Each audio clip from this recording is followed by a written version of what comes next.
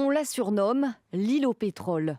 Située dans le golfe Persique, à 25 km des côtes iraniennes et à moins de 500 km du stratégique détroit d'Ormuz, l'île de Kharg abrite un très important terminal pétrolier. Près de 90% du pétrole iranien transite par cette petite bande de terre de 25 km². Grâce aux eaux profondes qui l'entourent et permettent l'accostage de grands pétroliers, Kharg collecte le brut en provenance des grands champs pétroliers du pays. L'île peut ainsi stocker 30 millions de barils et ses ressources sont vitales pour l'économie du pays. Une grande partie de ses revenus alimente les gardiens de la révolution, l'armée idéologique du régime, et contribue au financement de son appareil militaire et sécuritaire.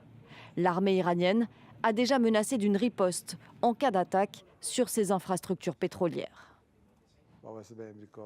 Nous avons déjà déclaré que nous ciblerions tous les ports ainsi que les banques et les entreprises américaines. Ils pensent qu'en frappant Kharg ou certaines îles, ils peuvent faire pression sur nous.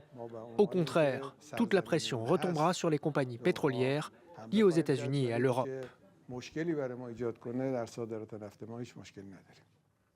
Mi-mars, l'armée américaine avait déjà mené des frappes aériennes sur Kharg, mais seulement contre des cibles militaires.